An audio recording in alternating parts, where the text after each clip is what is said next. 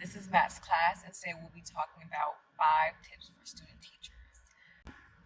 So, the first thing I would have to say is how to earn respect. This was something I really worried about, not becoming a student teacher because I have some teaching experience. I really did worry about it because I was teaching 7th and 8th graders. And I was like, oh, I'm a young teacher. Are they going to respect me? Are they going to listen to me? Yada, yada, yada. Like, that was always in my head. And now I don't worry about that problem because play with your mama, not me. But let's talk about how to earn respect. One, be yourself. No one respects anybody who is constantly putting on a mask or a facade. Like, if you are nerdy and introverted and gloomy, that's your style. If you're extroverted and goofy and just all over the place like me, that's your style. And don't try to be one or the other if you're not, because like I say, you have to constantly be in this place for how many hours a week, and students will notice the inconsistencies. And I'm not saying they will necessarily call you out on it, but you'll be less comfortable in the classroom because of those inconsistencies. Don't confuse respect with likability. They don't have to like you. They do have to respect you though. So your rules are your rules and your boundaries are your boundaries, and you set your classroom up according to those rules and boundaries. In order to build respect is you have to stand on business. Like if you say this is what's going to happen in my classroom, then that's what needs to happen in your classroom. Not to say that everything needs to be hard boundaries or hard rules, but you do need to have some non-negotiables, because if students realize that they can just kind of get away with everything they want. They can do whatever they want. They don't have to listen to you. They can turn things in 7 days late and there's no penalties. Eventually, that leniency and that behavior will start to trickle down into everyday aspects of your classroom. To earn respect, you have to stand on business. For sure, you have to stand on business. Don't confuse respect with likability or leniency, because those things do not garner respect. You being yourself, you showing up every day, and you existing and standing on your rules is what will give you respect or garner respect for your students at the end of the day, whether they're 60 years old or whether they're 3 years old. The second thing I would say, a tip for being a student teacher is don't worry so much about attendance. Now, in your syllabus, you need students to come, right? Students need to come to your class. In theory, they need to come to your class. And so I would say have something in your syllabus regarding attendance. I, like most of my peers, started off as, oh, like syllabus is a part of your grade. Like if you're not here, I'm marking out points. But we were meeting 3 times a week.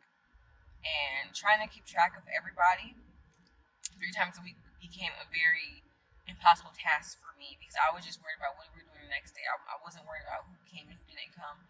And it's very hard to track. So unless you have a very concrete system on evaluating attendance, then you could do it another way. And the way I did it was I just threw attendance out the window. Like I don't care if you come here or not, because like I said, I'm not paying for this class. But I will say the type of teacher I am is everything that we need to do, we will do it in class. Therefore, you don't have to do it outside of the class. So if you're not here and I changed an assignment or I changed the rules or I said we're doing this instead of that, you are missing out on that critical information. And I'm not going to dock you for attendance, but the quality of your work will probably go down because you were not here for what I was saying. So if I was like, okay, guys, in this class, we're going to go over all the mistakes you're making. Here's how to fix them, and you weren't there, chances are you're still going to make those mistakes. Therefore, your grade is probably going to suffer. And that's kind of how I handle attendance. Another thing is you have to recognize that students prioritize other classes than yours. Your class is not the most important class in the world. I was teaching English. They don't give two flying chickens about English. And that showed in their attendance. But there are so many reasons like a student might not attend class, so I wouldn't take it personally. I would just say you need to pour into those students that come here. So out of 20 students, I would, by the end of the semester, I would have like 8 to 9 students that were coming consistently. And instead of, crying in a corner somewhere about these 10 students that are not showing up, their grades are going to reflect that. Like, I'm not worried about that. But the ones who are showing up and the ones who are coming here, these are my people. And I'm going to teach and I'm going to guide my people, and then we're going to have a great time. So attendance is a big thing. But I wouldn't worry so much about it. And you just have to understand that attendance will go down from the start of the semester to the end of the semester. Your attendance will go down, and don't be afraid of that because it's natural. And don't take offense to it. Now, if it's getting so bad, you might have to implement a stronger policy, and that might be the case. But their attendance is not necessarily a reflection of how you are doing in the classroom. So let that be known. The third thing I would say, the third tip I would give to student teachers or incoming student teachers or just student teachers that are struggling, show up. Okay. I know it says student in the front of that, and because of that, kind of takes off a lot of like pressure, but some of the reasons you may be feeling like an imposter, some of the reasons you may be feeling like you can't do this or it's too hard or whatever, like whatever you may be feeling might be because you are not showing up. And what I mean is, it's a job at the end of the day, right? Are you dressing for the job? Are you planning for the job? Are you taking it seriously? If you're always nervous in the classroom, if you find yourself always anxious, if you find yourself like not being able to handle or facilitate things in the classroom, it might be because you're not taking it as serious as you can. I know for me that if I want to feel like I'm the authority figure in the classroom, and don't take offense to this because at the end of the day, like I said, you are the authority figure in the classroom. Like, I'm not trying to think of it like a dictatorship, but like say you are the teacher. Am I dressed like a teacher? Do I have lesson plans that promote this idea of being a teacher? Do I have things set up in a way that a teacher should be? Like, am I handling things like a teacher? Because if you're handling things like a student, then you're going to keep feeling that way. I know that when I kind of felt inadequate, I made sure I wore things that made me feel confident. I had made sure that I was covering things that were a little bit more comfortable to me. So I made sure that whatever I was teaching, I would relate it into something that I had like a lot of knowledge about. Because like I said, not everything will know everything about, and that's fine. But I would make the extra effort to do things in my area of expertise to like really feel like I was that teacher because I am that teacher. Really buying into this idea that you're this teacher, really like going in with that will help you perform better in that classroom. Act the part until you are the part. A fourth tip I would give to student teachers is use your environment to your advantage. Like I said, prior to me becoming a teacher, I was very shy. I still don't like being the center of attention. I don't like conflict or confrontation. And while I'm not talking about like full out on like blows or like someone stepping up to me, you know, I'm talking about those hard conversations like, oh, you're plagiarizing. Oh, this is not what I asked you to do. Oh, I'm not giving you an extension and things like that. And a lot of anxieties that I had, I realized that I could use my environment to my advantage. If I'm anxious, I'm going to put on some music that's calming to me before class starts. Another thing I did a lot was because I don't like to be the center of attention and because I talk very fast and I'm straight to the point. I am not a lecturer. Like, I am not the type of instructor that will be up on that podium 50 minutes out of 50 minutes of class. So what I do is I say what I need to say, I instruct how I need to instruct, and we go on a group work. And what that does for me is it takes so much attention off of me. And I mean, whether you think this is bad or not, I think group work is great for a couple different reasons. Me putting them in groups allowed me to, instead of handling 25 students at one time, allowed me to handle 5 students at one time, and allowed me to really dig into their questions a little bit more, get to know them a little bit more, joke with them a little bit more, and it allowed me to develop more of an intimate relationship with my students as compared to always handling in the class size. So because I didn't like certain things, I formatted my classroom to give me an advantage or to ease my nerves. Or even when I was dealing with middle schoolers, if I was just having a bad day, I'm not doing an ultra.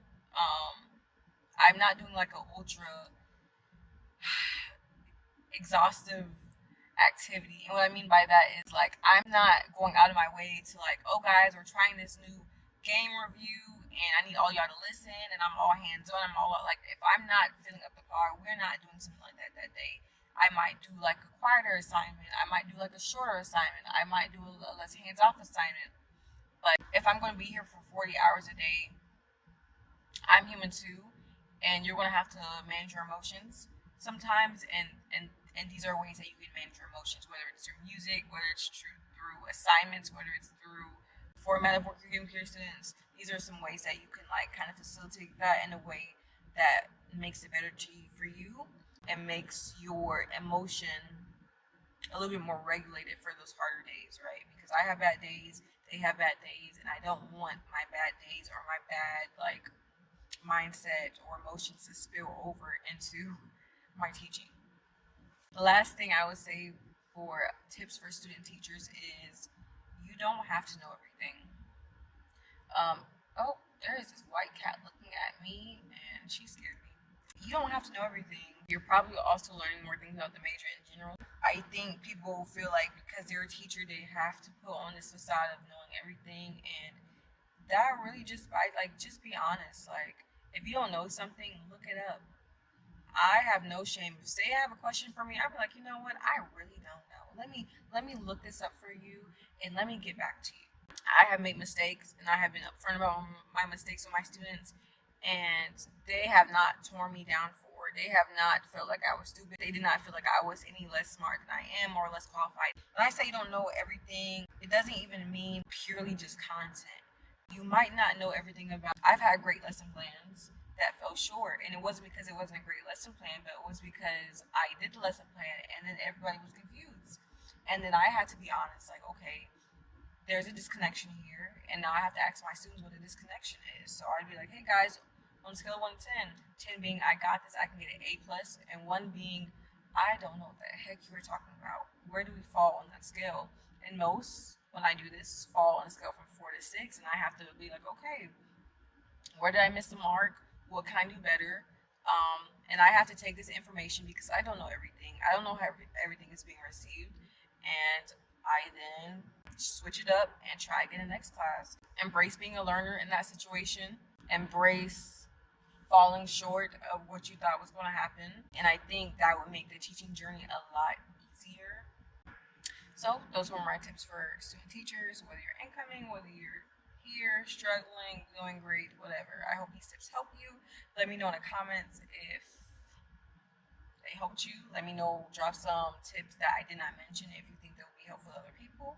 And yeah, thanks for coming to maths class. Talk to you later.